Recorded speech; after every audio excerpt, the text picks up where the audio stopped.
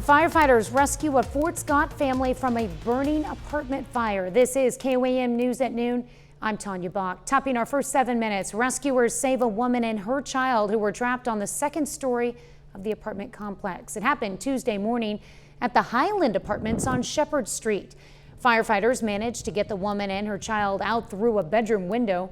Crews evacuated the entire building and contained the fire to the one unit.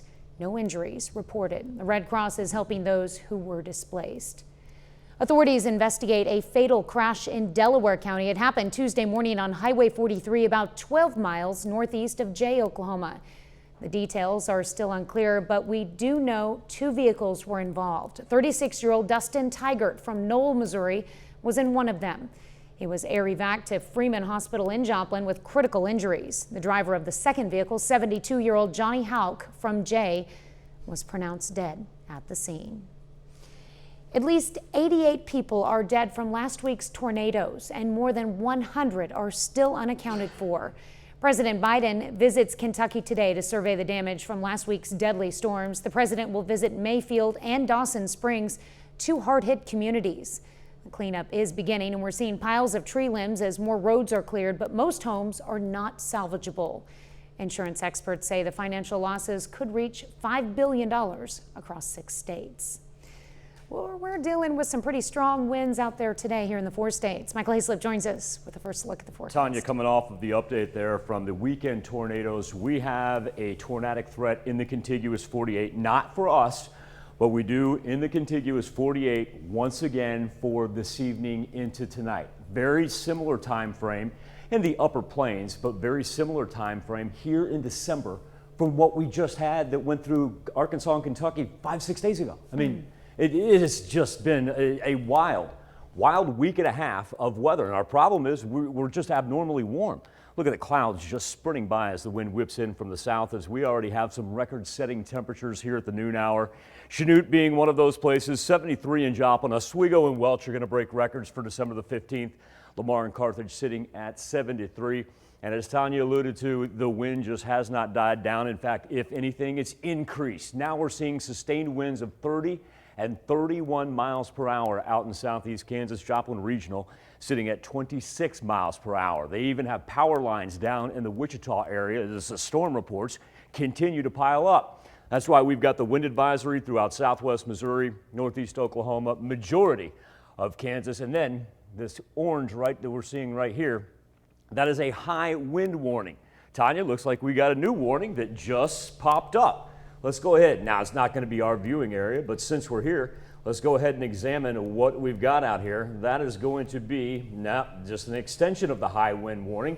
Up to the north, up by Kansas City, there we go. So that's going to be the result of the power lines coming down throughout central Kansas right now. Our Skywatch storm tracker, mostly cloudy skies, haven't picked up any precipitation that's hit as of yet. But this system right here, as it rides the jet stream up to the northeast, it is going to end up bringing us thunderstorm activity for this evening all the way into Thursday morning. We'll get to our record setters here in just a little bit. But first off, let's talk about this band that develops as it rolls through, bringing thunder and lightning with it, anywhere from about inch and a half of accumulation. Tanya, here's the thing. It's not so much the accumulation of rain. We don't have any flooding concerns. 50-mile-an-hour gusts persisting through the night. We'll have the latest when I see you in a bit. Yeah, nice day to get outside and enjoy the temperatures, just not the wind. Well, drivers across the country are starting to breathe a little easier. Gas prices nationwide dropped for the 5th week in a row, just ahead of a busy travel week. Prices at the pump are down 2 cents per gallon from last week and down 9 cents from last month. While prices are higher than last year, experts say the lower cost for a barrel of crude oil will help consumers nationwide. Experts also point to reduced driving due to the spread of the Omicron variant as a catalyst for these changes. Well, Kroger is ending some benefits for unvaccinated workers. Beginning January 1st, those employees will not receive 2 weeks of paid emergency leave if they become infected with COVID-19. The company did not say what percentage of its more than 450,000 employees are unvaccinated. Kroger will also charge some unvaccinated staff a monthly $50 surcharge fee to enroll in its health care plan. Australia's iconic koalas are under threat as the country prepares for another potentially severe fire season. Scientists are rushing to help protect the creatures and their habitat. CBS's Tina Kraus reports. These are memories Australians and koalas would like to leave behind. But forecasters predict another fierce fire season, putting the tree-climbing creatures at risk once again. So traditionally, koalas would be able to head to the top of a tree and escape a low-burning fire. But when they move so quickly and so fast like that, there's not as much opportunity to avoid them and escape them. More than 60,000 of the treasured national icons were either killed, injured, or displaced during wildfires over the last couple of years. Conservationists say koalas are now struggling to survive because they're losing their habitat as more trees are cut down and areas are built up. We are the problem, and we need to do a lot better to help these guys live where they live, because they were here before us. Climate change is also a threat as koalas struggle with heat-related stress and dehydration. This is unprecedented, and we're in tipping point times. And all these things eventually will have major impact, not just on koalas, but all the other animals that live in the same habitat. Campaigners are urging Australia's government to plant more trees and protect more land to help save the home of one of the country's most adored animals. Tina Kraus, CBS News. Well, a recent study warned koalas could be extinct in parts of Australia by the year 2050 unless urgent action is taken. That's a look at today's top stories and weather in our first 7 minutes. Up next on KOAM News at noon, the sweetest things in life are worth any price. And we preview the new CBS original movie, Christmas Takes Flight. And later, we're making holly jolly fudge in the mystery. Well, grab your hot cocoa and snuggle up for another CBS original Christmas movie. Starring Katie Lowes and Evan Williams, Christmas Takes Flight centers on a passionate female pilot and a number-crunching CEO whose battle of the wills lead them to finding unexpected love. Check out this behind-the-scenes look. To get to be in a Christmas movie is the greatest.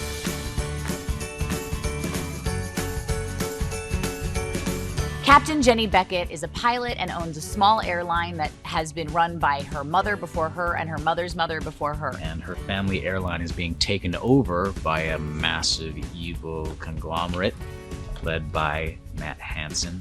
And the corporation threatens to cancel Santa's flight, which is a long-running tradition for the small airline, not on Captain Jenny Beckett's watch. Failure isn't an option. Okay. Jenny Beckett, she loves aviation. She loves flying. She loves that she's a woman pilot. Only 1% of pilots are women. It means a lot to her. It is a gorgeous, sunny day on all sides of the aircraft. She's a divorcee. She raised her daughter, who's a 17-year-old, predominantly by herself. She's really, really, really strong and really capable. She's carried the weight of a family legacy for a really long time. And this guy, Matt, comes in. Matt starts off like a shark. So I was at the peak of his game.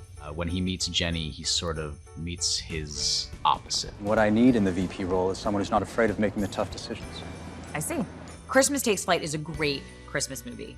It starts somewhere that is totally far away from the Christmas spirit and takes you ever so gently right to the heart of Christmas. It doesn't hit you over the head with it, but really the love that is at the center of it is really what makes the story special. You gotta root for love. You gotta root for love in a Christmas movie, and in Christmas Takes Flight, you're gonna root for love.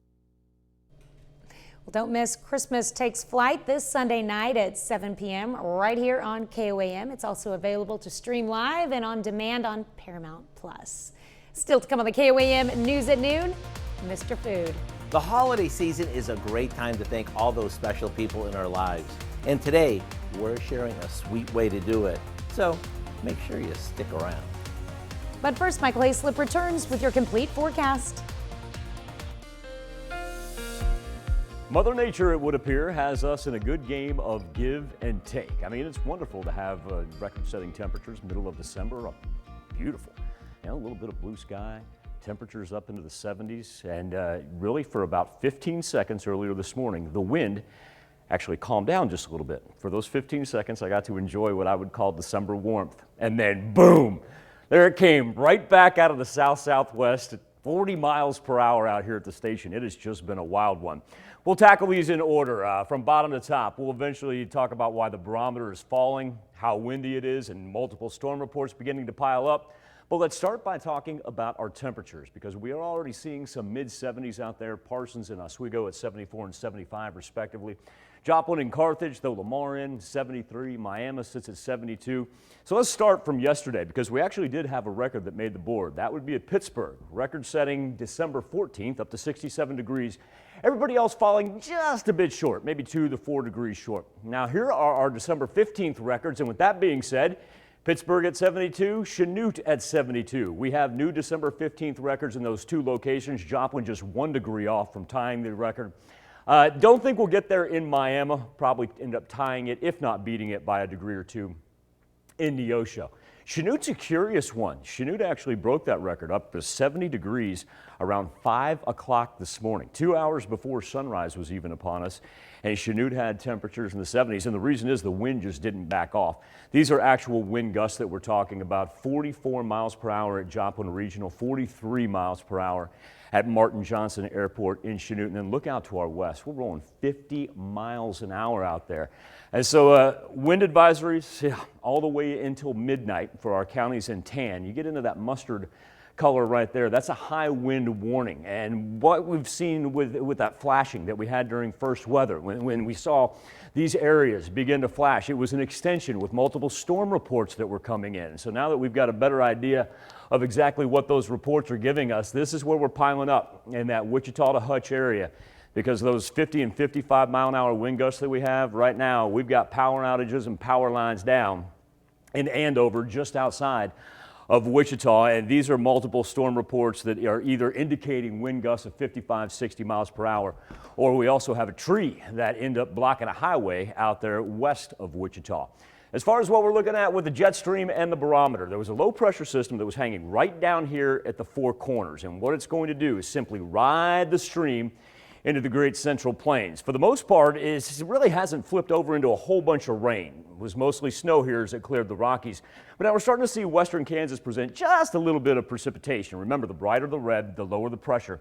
And just in a span of 12 hours, this thing is moving, and it is moving fast. So before we get there, we're going to have to tolerate the wind all day long into the evening.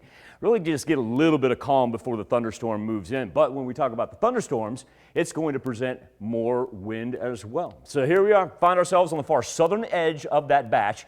Begins about 7, 8 o'clock out here on the northwest, rolls through.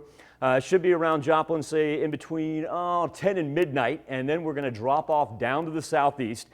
Yeah, we'll have the lightning and the thunder. Our ground's dry enough. We'll be able to support any type of accumulation that we pick up. It's going to be the possibility for additional damaging winds. Because what we see here on the severe thunderstorm risk map, that is the possibility for overnight tornadic activity. December tornadoes in the contiguous 48 very well could happen here twice after hitting portions of Arkansas, Kentucky, Tennessee. Very well could happen twice, especially throughout Iowa, in the span of about 6-7 days. Now, for us being in that marginal area, we happen to show up in that because of the winds. When we take a look at future track here as far as that storm rolling through, Tanya, here's the other thing with tornado cleanup. Look at where this thing ends up Thursday night, Friday morning. It's that same swath where they're trying to clean everything up. They get absolutely no reprieve or any help. For us, temperatures, yeah, cool off just a little bit, but at the same point, are we really going to argue with Mother Nature about feeding us 58 and 60 degrees for December? Mm-hmm. Hey, as long as we don't have to deal with the wind like we are today. I'm about done with it too. And you know I love my warm temps, but yeah, I'm about done with this wind as well. For sure. All right, thanks, Michael. We take this time to honor today's four-state hero, Airman First Class Kyle Treadway in the U.S. Air Force. The Erie, Kansas native served with the 90th Missile Security Force. Airman First Class Kyle Treadway, we thank you, our four-state hero.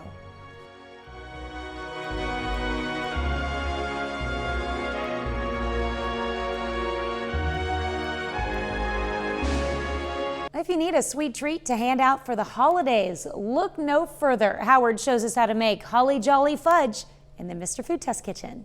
I am so grateful for all the special people who have helped me out throughout the year, which is why when the holiday comes around, I love thanking them all by giving them something sweet and homemade. This year, I've decided to give gift tins brimming with our decadently delicious Holly Jolly Fudge. Let me show you how easy it is. The first thing we do is combine some butter with sugar, heavy cream, and salt in a saucepan, and bring it to a boil. After it boils for about 5 minutes, we take it off the heat and slowly add in some powdered sugar and a bit of vanilla. Once it's super smooth, we stir in some red and green candied cherries that we've coarsely chopped up. This gets spooned into an 8-inch baking dish. Then we pop it in the fridge to set before cutting it up. While it's setting, you might want to run out and pick up a couple of gift tins or gift boxes, which you can probably find on sale right now. There's nothing nicer or more personal than a homemade gift made with lots of TLC. So whether you need something special for a teacher, hairdresser, or a coworker, this is the way to go. To get the step-by-step instructions for our Holly Jolly Fudge, simply visit our website.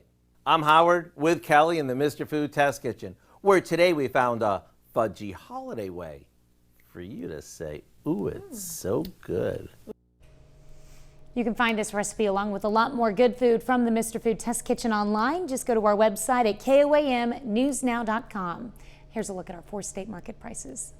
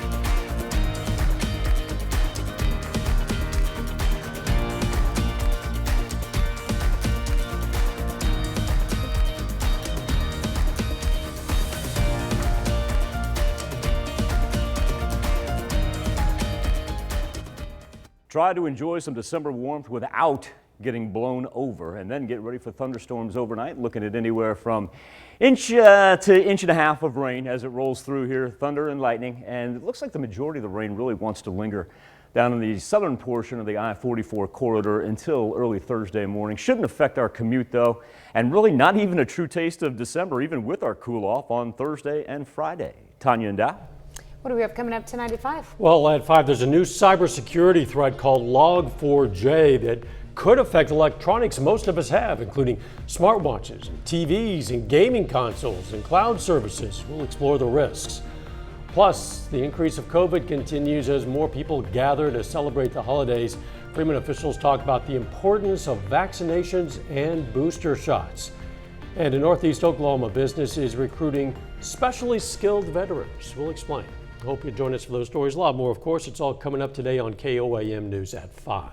All right, thank you, Dow. Thanks for joining us for KOAM News at noon. We'll see you right back here at 5 o'clock.